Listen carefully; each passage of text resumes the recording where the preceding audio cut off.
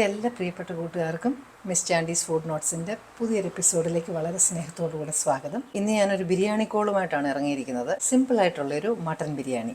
Channel ഇതുവരെ subscribe ചെയ്തില്ലെങ്കിൽ subscribe button ഇപ്പോൾ പ്രസ് ചെയ്യാനും അപ്പോൾ വരുന്ന ബെല്ലൈക്കൺ പ്രസ് ചെയ്ത് ഓപ്ഷൻ ഓൾ എന്നുള്ളത് സെലക്ട് ചെയ്യാനും മറക്കരുത്. അങ്ങനെയാണെങ്കിൽ ഞാനിടുന്ന എല്ലാ വീഡിയോസിൻ്റെയും നോട്ടിഫിക്കേഷൻസ് നിങ്ങൾക്ക് ഉടൻ തന്നെ കിട്ടും. ഇപ്പം മട്ടൻ ആയതുകൊണ്ടൊന്ന് സോഫ്റ്റ് ആകാനായിട്ട് നമുക്ക് മാരിനേറ്റ് ചെയ്ത് വെക്കണം. അതിന് ഇച്ചിരി തൈര് തന്നെയാണ് നല്ലത്. തൈരിന് പുളി കുറവാണെങ്കിൽ നമുക്ക് ഇച്ചിരി നാരങ്ങാ നീരും കൂടി ഒഴിക്കാം. ബ്ലാക്ക് പെപ്പർ, കുരുമുളക് പൊടി, മഞ്ഞളും ഇതൊന്ന് മിക്സ് ചെയ്ത് വെക്കണം നന്നായിട്ട്. ഇതൊരു എത്ര നേരം ഇരിക്കുന്നോ അത്രയും നല്ലത്. ഒരു മിനിമം 2 മണിക്കൂറെങ്കിലും എന്തായാലും വെക്കണം. അതിന് ബിരിയാണി ചെയ്യുമ്പം അതിൻ്റെ ഷോൾഡർ പീസൊക്കെയാണ് നല്ലത്. അതായത് മാംസവും വേണം, എല്ലും വേണം. എന്ന് ആദ്യം നമുക്ക് ഉള്ളിയും കശുവണ്ടിയും ഒന്ന് വറുത്തെടുക്കണം. ചുവട് കട്ടിയുള്ളൊരു പാത്രം വയ്ക്കാം. പാത്രം ചൂടാകുമ്പം എണ്ണ ഒഴിക്കാം. വെളിച്ചെണ്ണയാണ് ഉപയോഗിക്കുന്നത്. ഒരല്പം നെയ്യും കൂടെ ഞാനിതിൻ്റെ കൂടെ ചേർക്കും. എണ്ണ ചൂടാകുന്നുണ്ടെങ്കിൽ നമുക്ക് കട്ടി കുറഞ്ഞരിഞ്ഞ ഉള്ളി ഒന്ന് വിതറി ഇടണേ. ഇതളിങ്ങനെ വിടർത്തി ഇടണം. തീ കൂട്ടി തന്നെ വെച്ച് ചെയ്യുന്നതാണ് നല്ലത്. അപ്പോൾ പെട്ടെന്ന് നമുക്കതങ്ങ് വറുത്ത് കിട്ടും. ഇത്രയും ബ്രൗൺ കളർ ആയാൽ മതി. തീ ഓഫ് ചെയ്തിട്ട് നമുക്കിതിഞ്ഞെടുക്കാം. അത് എണ്ണയിലേക്ക് തന്നെ നമുക്ക് കശുവണ്ടി അല്ലെങ്കിൽ പറങ്ങണ്ടിയും കൂടെ ഒന്ന് വറുത്തെടുത്ത് വെക്കാം. ചെറിയൊരു പിങ്ക് കളർ പോലെ ആയാൽ മതി. ഇപ്പം ഞാൻ തീ ഓഫ് ചെയ്യുകയാണ്. ഇതിനകത്ത് കിസ്മിസ് ഇടാറില്ല, കാരണം വീട്ടിൽ ഇഷ്ടമില്ലാത്തത് കൊണ്ടാണ്. അത് ഇടുമെങ്കിൽ അത് ഇപ്പോൾ ഇട്ടതിന് ശേഷം അത് ബോൾ പോലെ പൊങ്ങുന്ന ഉടനെ അതും അങ്ങ് എടുത്ത് വെച്ചാൽ മതി. ഉള്ളി പറങ്ങണ്ടി വറുത്തതും അവിടെ ഇരിക്കട്ടെ. അടച്ചു വെക്കേണ്ട, അത് പതുങ്ങിപ്പോ. ഇത് ഇഞ്ചിയും വെളുത്തുള്ളിയും പച്ചമുളകാണ്. അതിൻ്റെ കൂടെ ഇച്ചിരി ഉപ്പിട്ട് ഇതൊന്ന് പേസ്റ്റായിട്ടൊന്ന് അരച്ചെടുക്കാം. ഇൻഗ്രീഡിയൻസിൻ്റെ ലിസ്റ്റെല്ലാം വീഡിയോയുടെ ഒടുവിലും അതുപോലെ തന്നെ ഡിസ്ക്രിപ്ഷൻ ബോക്സിലും തന്നേക്കാം. ഞാൻ ആ എണ്ണയിൽ കുറച്ച് എണ്ണ തന്നെയാണ് എടുത്തത്. ഈ ഗ്രാമ്പൂ, തക്കോലപ്പൊട്ടില്, സിനമൺ സ്റ്റിക്ക്, കറുവാപ്പട്ട, ഏലക്ക അതിട്ട് കൊടുക്കാം. ഒരു പുള്ളി വെളിയിലിരുന്ന് നല്ല കാര്യമായിട്ട് വിരുന്ന് വിളിക്കുന്നുണ്ട്. അപ്പോൾ അതിലേക്ക് നമ്മൾ എന്നിട്ട് ഉള്ളി വഴറ്റാനായിട്ടുള്ള ഉള്ളി ഇട്ട് കൊടുക്കാം. വിരുന്ന് വിളിയാണ് വെളിയിൽ. ബിരിയാണി ഉണ്ടാക്കുന്ന ദിവസം ആരെങ്കിലും വരുമോ എന്നറിയില്ല, നോക്കാം. ഒരു 4 കപ്പ് അരിയാണ് ഞാൻ എടുക്കുന്നത്. നമുക്ക് ചോറ് കൂടുതൽ വേണമെങ്കിൽ ഇതുപോലെ അരി കൂടുതൽ എടുക്കാം. ഇനി അതല്ല ചോറ് കുറച്ച് മതി എന്നുണ്ടെങ്കിൽ 3 കപ്പാക്കാം. നന്നായിട്ട് ഇതൊന്ന് കഴുകിയതിന് ശേഷം നമുക്കൊരു അരമണിക്കൂർ തോരാനായിട്ട് വെക്കണം. അപ്പോൾ വെള്ളത്തിനകത്ത് കൂത്തിടുകയൊന്നും വേണ്ട. ഒരുപാട് നേരം നമ്മൾ വെള്ളത്തിനകത്ത് ഇട്ടാൽ അരി പൊടിഞ്ഞു പോകും. കഴുകി ഇങ്ങനെ വെള്ളം തോരാനായിട്ട് ഒരു സ്ട്രെയിനറിനകത്ത് ഒരു അരമണിക്കൂർ വെച്ചാൽ മതി. ഇപ്പോൾ ഉള്ളി നല്ലപോലെ മൂത്തിട്ടുണ്ട്. അപ്പം നമുക്ക് ഈ എണ്ണ കൂടുതലാണെങ്കിൽ ഉള്ളി വഴന്ന് കഴിയുമ്പോൾ നമുക്ക് എക്സ്ട്രാ ഉള്ള എണ്ണ വേണമെങ്കിൽ നമുക്ക് ആവശ്യമില്ലാത്ത എണ്ണ നമുക്കങ്ങ് മാറ്റാം. എക്സ്ട്രാ ഉണ്ടായിരുന്ന എണ്ണയെല്ലാം അങ്ങ് മാറ്റി ഇഞ്ചി, വെളുത്തുള്ളി, പച്ചമുളകിൻ്റെ പേസ്റ്റ് അത് ഇതും നന്നായിട്ടൊന്ന് വഴലണം.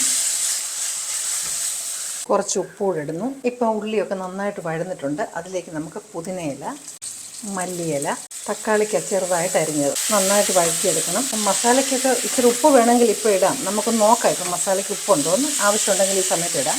ഇതൊന്ന് അടച്ചു വെച്ചാൽ പെട്ടെന്ന് വഴന്ന് കിട്ടും. ചെറിയ തീയിൽ വേണം അടച്ചു വയ്ക്കാൻ, അല്ലെങ്കിൽ ചട്ടിയുടെ അടിയിൽ പിടിക്കും.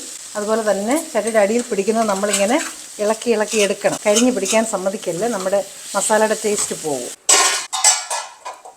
ഇപ്പം നന്നായിട്ട് വഴന്നിട്ടുണ്ട്. കുരുമുളക് പൊടി, അല്പം മഞ്ഞൾ, 1 സ്പൂൺ ബിരിയാണി മസാല. ഇതിനി ഒന്ന് ഇളക്കി ചേർത്തതിന് ശേഷം നമ്മൾ മാരിനേറ്റ് ചെയ്ത് വെച്ചിരിക്കുന്ന മട്ടൻ ഇതിനകത്തേക്ക് ഇടാം.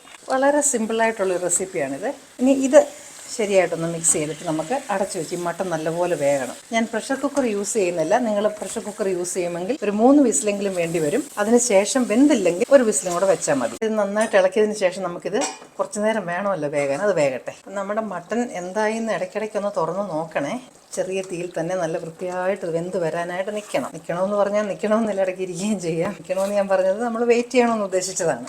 വെള്ളം ഒന്നും ഞാൻ ഒഴിച്ചില്ല, അതിനകത്ത് വെള്ളം തന്നെയാണ്. അധികം വെള്ളം ഒഴിക്കണ്ട. ചോറിനുള്ള വെള്ളം വെച്ചിട്ടുണ്ട്. അതിലേക്ക് ബ്ലാക്ക് കാർഡമം എന്ന് പറഞ്ഞ സാധനം, ബേ ലീവ്സ്, ഒരു 1/2 ടീസ്പൂൺ കുരുമുളക്, ഒരു ചെറിയ കഷ്ണം കറുവാപ്പട്ട, 2 ഏലക്ക, 2 3 2 ഞാൻ ഇട്ടുള്ളൂ, ക്ലോവ്സ് അല്ലെങ്കിൽ ഗ്രാമ്പൂ. ഇത് ഞാൻ വെള്ളം ഒന്ന് തിളച്ചിട്ടേ ഞാൻ ചോറിടാറുള്ളൂ. അപ്പോൾ ചോറ് പെട്ടെന്ന് അങ്ങ് വേഗം വെള്ളം പിടിക്കാതെ. നല്ലപോലെ തിളച്ചിട്ടുണ്ട്. കുതിർത്തുണങ്ങി വെച്ചിരുന്ന അരിയില്ലേ അതിടാം, ഒട്ടിപ്പിടിക്കാതിരിക്കാനായിട്ട്.